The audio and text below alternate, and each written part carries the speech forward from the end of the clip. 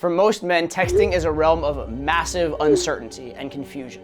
How do I know this? Because I get asked text questions every single day. So what I'm gonna do in this video is I'm gonna simplify things for you massively. I'm gonna give you some simple laws you can follow to eliminate almost all of the major text mistakes you're making. Texting rule number 1, make sure she knows who you are. On a practical level, this means get your name and number in her phone as soon as possible. Let's say you go out on a Friday night, you meet a girl, you hang out for quite a bit, you exchange phone numbers. And then the next day in the morning, you text her and she doesn't know who you are anymore. You know what? Even if she had a great interaction with you, she may not remember your name. This does happen. She might have been drinking, she might have met other people that night. When you text her the next day, she may not know who you are. Especially if you just text and it comes up as a number like, hey, what are you up to? You're getting blocked, okay? That's like, a girl does not want to see that message. But if she knows you as Todd, attractive guy from Amazing Bar from last night, she's like, oh, I can't wait to hear from you. I'm so glad to hear from you, etc. Make sure one way or another, your name and number is saved in her phone. There's different ways to do this. One is actually having her phone and putting your name and number in and having her text you. That's actually one of the best ways because it not only gives the name and number connection, but also when she sees the text thread the next day, she's gonna see that she texted you first, even if it was you texting from her account. So that's a very good way to do it. Another decent way to do it is get her number and just text your name right then and there so that she remembers it in the moment. She can save it herself. And at the very least, she can go back and see your name and know about what time of the night it was so she can figure out who the heck you were. If in addition to just your name, you have a good callback humor that's not too try-hard, you can throw that in. But if you're not super confident in your texting, it's oftentimes better to just trust you had a good interaction and just put your name in there. Less can be more. Certainly, again, if you have a good joke, an easy joke, a good callback, it's good. But if you're reaching or stretching or try hard, oftentimes you're better off just with your name. Texting rule number 2, keep it short. When a girl sees a wall of text from you, when she looks at her phone and she sees that it's all one color on one side with no response, it looks incredibly needy, incredibly try hard, and honestly a little bit scary and creepy, okay? Texting is not the most efficient and best form of communication. In-person communication is the best, phone calls are the next best. Texting is not the greatest. The point of texting is to get you to the next place where you can have real communication. You're not going to try and express the meaning of life in text. You're not going to share all your deepest desires in text. The point of text is to have a fun, nice, brief, bantery conversation where you can get to a phone call or a date. If you are getting into long, complicated texts, it's going to look try hard, it's going to look needy, and it's going to stagnate. It's also going to be very hard for her to respond in kind because that's a lot of effort for her to match that kind of amount of texting. So keep your texts short.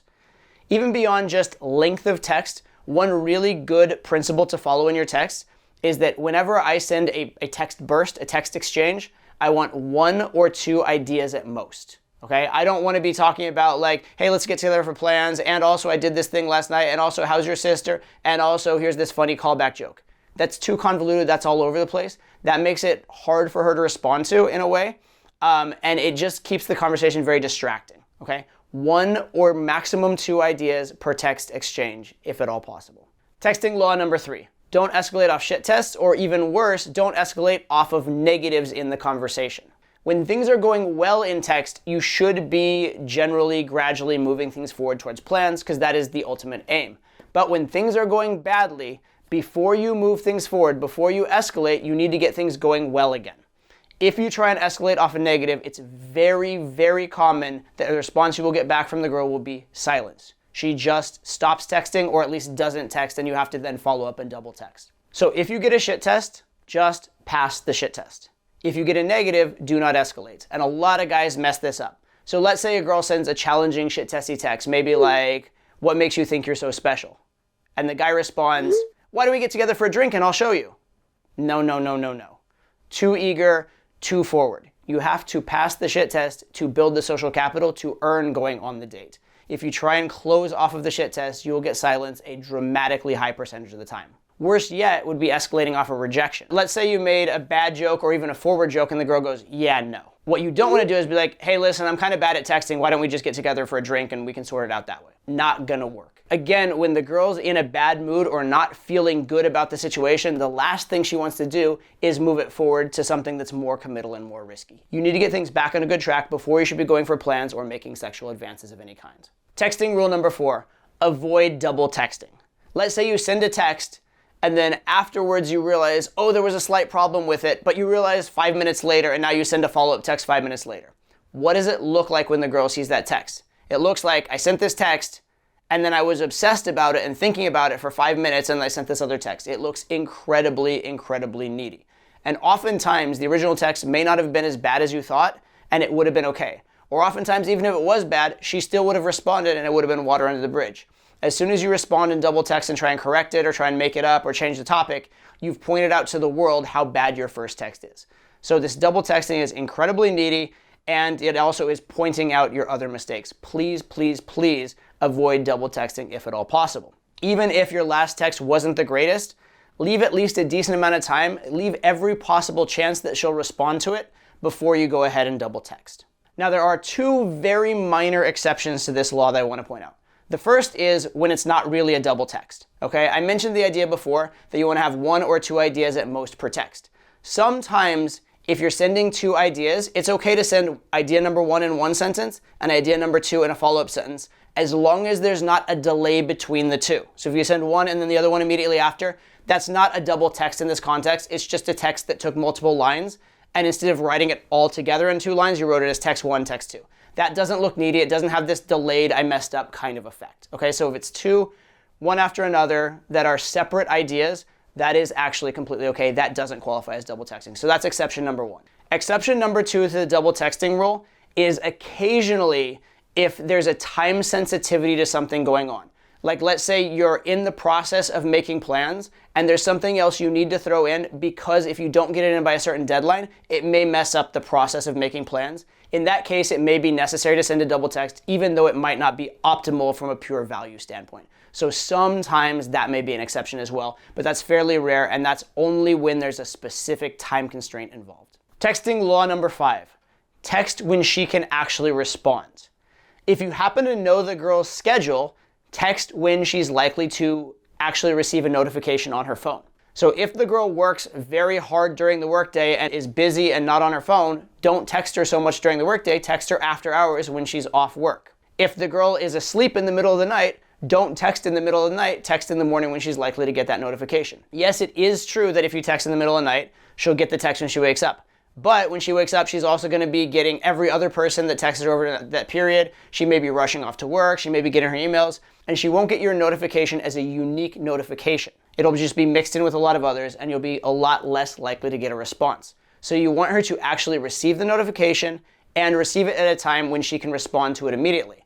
It's also true that if she receives the notification and can't respond, puts it in her pocket, she may actually forget to text you back. You receive silence, and now you're forced to double text or follow up or be needy when you otherwise wouldn't have had to. So it's very important to text when the girl can actually respond. And a quick story along these lines to make the point. Oftentimes, if I have a lot of girls on my phone from different cities or countries that I don't go to often, I will send them all a text at the same time just to kind of remind them all I exist, to kind of keep it warm. And there's certain texts that I know are good texts I've sent before, and they kind of work in that context. So one time I was traveling on an airplane, I was in a very strange time zone, and so I sent a text that normally gets a very good response to a bunch of girls, and I got almost no response. And I thought about it afterwards, and I realized because I was in a weird time zone, I had sent it at a time when almost all the girls were asleep and didn't get the text. So I ended up getting about 10 to 20% of the response rate that I would have normally gotten for sending that text. This one's super, super, super easy to follow. It doesn't require any skill. Just be a little bit smart about when you text. It's not that hard to know when she's likely to respond. Texting law number 6. Keep the tone informal and friendly.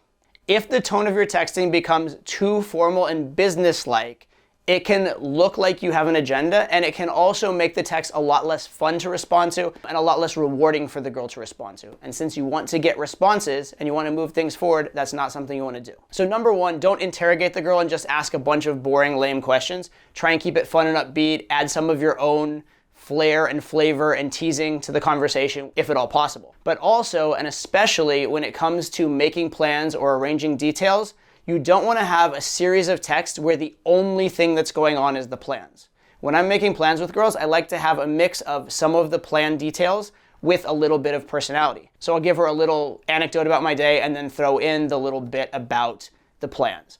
or I'll make the plans and I'll give her a little tease about what she's gonna wear or something like that, right? I wanna keep a little bit of informality and a little bit of fun as I'm making the plans. If you have several texts in a row that are just plans, plans, plans, it looks very needy, very agenda, and it looks like all I'm focused on is the date and I don't care about you as a human being anymore. Texting law number 7, don't voluntarily go backward. Now, what does this mean? Well, there are certain topics in a conversation that are better or worse and closer or further from making plans. Talking about the weather is a worse, less personal, less close to making plans topic than talking about what a girl likes emotionally, what she's into, what she's passionate about. And also, it's less good, less close to plans than teasing the girl. So if you are having a teasing, emotional, positive conversation, don't interject and ask about the weather. Don't voluntarily digress a good conversation to a bad conversation, which is then going to have to build again to a good conversation. And part of the idea here is the idea that in a text conversation, it usually does gradually build from a certain level of interest to a little more interested, to a little more interested, invested, to plans. So if you've gotten all the way to very interested, invested, and you go back to small talk, it's going to be a weird transition to just jump all the way there, and you're kind of going to have to go through those steps again, which means a longer texting progression. It means more opportunities to mess up. It means more time elapsed since you've met the girl when she's forgetting how much she liked you, all of which are bad things. In particular, when you are right on the cusp of making plans and you're, figuring out those final details, do not digress into a big other conversation not about the plans and then have to reinitiate the plans again. That's a huge amount of extra work, and it actually looks weirdly more needy because you had to bring the plans up again, all right? Please, when things are going well, keep the progress moving forward. If she moves the conversation backwards, fine, it happened, you deal with it, and you cycle back through those steps. But there's no reason to create more unnecessary steps for yourself. Texting law number 8. Don't respond instantly every time. If the girl is taking 6 hours to respond to you and you're responding in 10 seconds, and then she's responding 2 days later and you're responding in 10 seconds, and she's responding a day later and you're responding in 10 seconds, who looks more needy in that conversation? You absolutely do. And by the way, 10 seconds is not literally 10 seconds. It can be 2 minutes or 5 minutes. The point is, if you're responding right away every single time, you look like you're sitting by your phone waiting for her text, and that whenever her text comes in, she's your number one priority in life. That is not the behavior of a high-value guy. In general, in a perfect world, you would like your response times to be larger than hers. But saying that is problematic, because if her response times are already long and you try and match them, that's also stupid, right? If she's waiting 2 days, you can't also wait 2 days, otherwise the conversation peters out to nothing. All right, so some people give the advice, wait as long as she waits. That's ridiculous also. That's very, very, very impractical. But at the very least, don't respond immediately.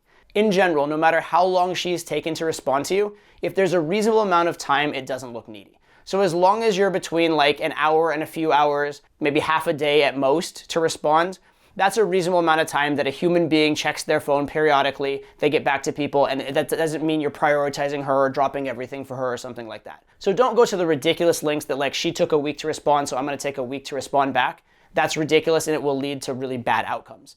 But if she takes a week to respond, don't respond in 5 minutes. Maybe give it a few hours, make it kind of a normal response time so it looks like you have other things going on in your day. So a major note on this law, it's don't respond instantly every time. It is not never respond instantly, okay? There are times when you do want to respond instantly. If you're having a quick back and forth with a girl, sometimes having that momentum in the banter can be very, very good. Having a few texts back and forth and then picking up the phone and getting her on a call can be very, very useful. If you're in the process of making plans on the day of, texting back and forth when you have her right there on the phone can be a very, very useful thing. So it's not to say never text immediately. If she's texting you very quickly, you can also text her very, very quickly.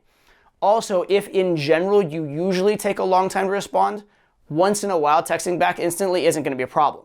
So let's say that you normally are taking a few hours to respond, she's taking a few hours to respond, you're taking half a day, she's taking half a day, and then you're about to run into a meeting, she texts you, and it makes sense to text her back right now because you just can and there's a good reason to do so. By all means, do it. An occasional instantaneous text isn't the problem. The issue is when it's a pattern. The issue is when you're continually texting instantly every time, especially when she's not. One other minor addendum with this law, if you're actually dating a girl and have been dating her for a while, you can relax a little more on this one as well. Texting law number 9, use a closing sequence. This is in contrast to closing out of nowhere for plans or closing for plans all at once and in one text. So a lot of guys will be going along in their text, maybe even sending random texts that are not even that personal yet. And out of nowhere, maybe because they don't know what to do next, or maybe they're just getting frustrated and impatient, they'll just text something like, hey, let's grab a drink tomorrow at 7. That is a horrible text to send. Number one, it's very likely the girl's not ready for it, and she's certainly not expecting it, so her reaction may not be the best. On top of which, it's very, very specific, so you're more likely to get a no. And there's a general concept with closing that if you close and get a no, it's going to be a lot harder to get a yes later on than if you had never gotten that no in the first place. So when closing, it's a lot better to get yeses to small bits or get yeses to each part individually rather than get one big no and then have to work around it. So for example, a closing sequence I use very frequently is qualify, then confirm, then close. All right, so maybe I'll say something like, so do you consider yourself to be an adventurous person? She says, yeah, I think so. I say, okay, so what's your view on drinks and witty banter with a cute stranger? She goes, that sounds like a fun thing to me. Be like, okay, cool, sounds good. What's your schedule like this week? So I'm qualifying, how's she feeling? How's the interaction going? I'm confirming that instead of a general thing, I mean it about plans. She says yes to that as well. Now I have a lot of freedom to make the plans because she's agreed in principle. So I want to lead in terms of the emotions or in terms of like a qualification of this is why I'm making plans with her. Then I want to confirm the general idea of the plans, and then I want to clarify the plans. Also within the sequence, I didn't jump to let's grab a drink tomorrow at 7. I said, what's your schedule like? Because if you say let's grab a drink tomorrow at 7 and she says I can't, does that mean she's not free at 7 or she doesn't want to do a drink at all? And now you don't know, should you just suggest another plan or another time? Or do you need to back off and rebuild the interaction? You're not sure where you're at. Whereas if you had an agreement on principle, you'd have a lot more leeway to change the plans around or try a different date or time. Finally, if she says, I'm free on Tuesday, and you say, let's grab a drink then, that's very different than if you say, let's grab a drink on Tuesday, not knowing if she's free then. So each step along this way increases the percentages that your close will be received well. So having a process to closing instead of just going directly for the close out of the blue dramatically increases the chances that you'll get a string of small yeses that lead to a close as opposed to one no that really hampers the close and also is very confusing to deal with. And the 10th law of texting, which is actually a little more nuanced than some of the others, and it's one that is actually made a lot by guys who are pretty good at texting, but is very common and very worth noting, is make sure your text is respondable.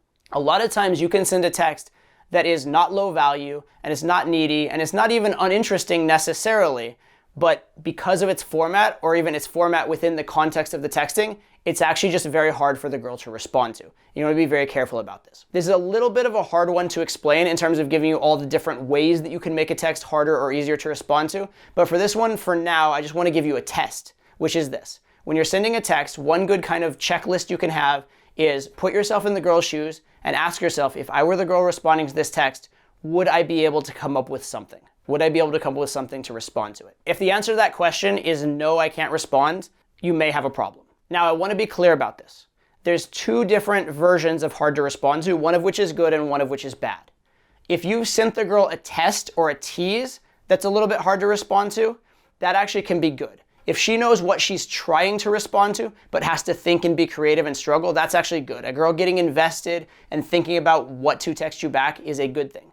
But if you send something where she doesn't even know where to begin, I don't even know what category of response, or the only response I could give to this is a blatant like yes or no or one word response, that's the only possible response, then that is a bad unrespondable text. So for example, if your text was something like, if you can promise to be as much fun in person as you are in text, then the first glass of wine's on me. That is a text that may not be easy to come up with a response to in the sense that she's being asked to qualify herself. She's being asked to give some reason that she is, as good in person or something like that. So it's a little bit of a test and she may have to think about it, but she knows exactly what she's thinking about and exactly what type of response is merited. That is a completely good text, a fine text, and even a very positive text in the sense you are qualifying her and moving things forward. On the other hand, if your text was completely random and off topic and confusing, that may be hard to respond to. Or let's say your text was simply agreeing with her and not offering any more value, and she's like, okay, well, what do I respond to? I just say, I also agree with you and myself again, right? If there's just nothing there for her to respond to in the text, that's a problem. Again, this one's a little nuanced and it's hard to give all the different possibilities and examples, but the test is put yourself in her shoes. If there's not only no response readily available, but you can't even begin to think of where the response would come from, that's a problem with your text. So those are the 10 laws of texting, but I want to actually give you a little bit of a bonus. Because in the American justice system, we not only have laws, we also have rights. And I want to tell you 3 of the main rights you have in text that you should exercise very, very freely in order to be a better texter.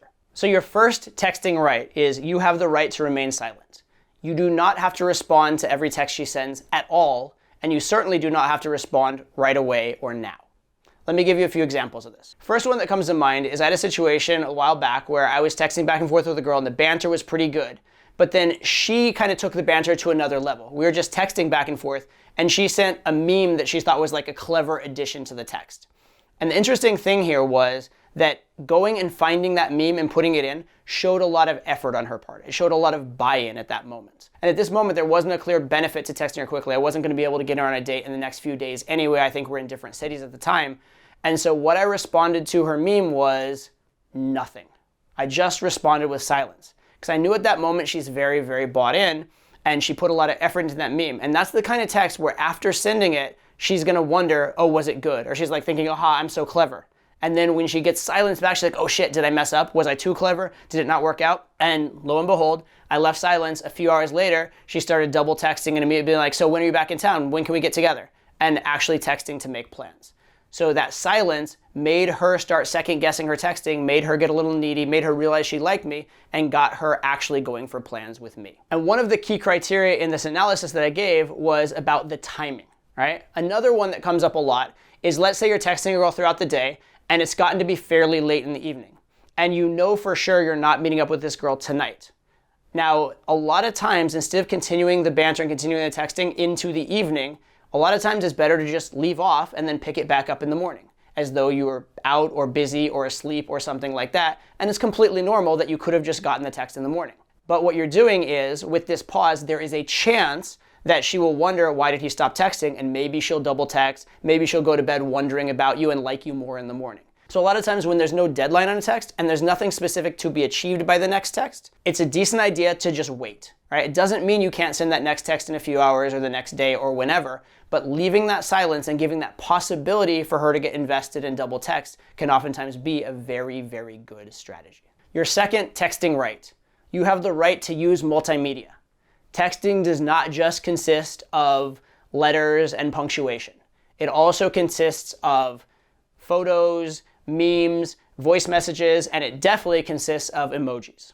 All of these extra little things can be used to add flair to your text, add personality to your text. In the case of emojis, a lot of times you may have a joke that's unclear whether it's a joke, and if you sent it in that unclear way, it can be very bad. By sending a winky face or a smile or a thumbs up or whatever, you make it clear what you actually mean, and you are able to safely use slightly more polarizing or more teasing text than you would be able to otherwise.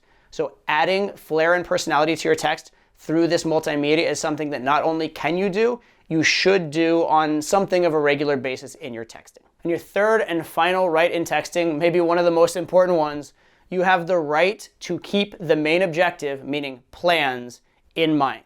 When you got the girl's number, hopefully there was an implicit assumption that you got this number in order to hang out at another time in the future. Whether it's online dating and you're saying, hey, I'm single, you're single, we have a number, let's make a date. Or if it's you met a girl out at a party or at the park or wherever, there's this implicit idea that the point of the number is not just to be pen pals forever. The point of the number is to eventually meet up. And so as a man, you have the right to move the conversation that direction. You have the right to subtly suggest plans. You have the right to flirt and be man to woman in text. A lot of guys are way too safe and they're tiptoeing around and they're way too worried about offending a girl in text or way too worried about that one bad text. Understand that even if all your texts are non-awful, non-terrible texts, if they're also non-directional, if they never take it towards plans, sooner or later, you will eventually make an inevitable mistake, or sooner or later, you and the girl will just get bored of texting and texting and texting and going nowhere, all right? So you have the right and actually the obligation as a man to move things forward towards plans rather than just have it texting into the void. So there you have it. I've laid down the law. I've read you your rights. Use it. Go get more dates. Go ahead and comment below. Let me know which of these you've broken and what were the consequences. I'm sure there'll be some funny stories. In the meantime, be sure to subscribe to the channel and I'll see you on the next video. Take care.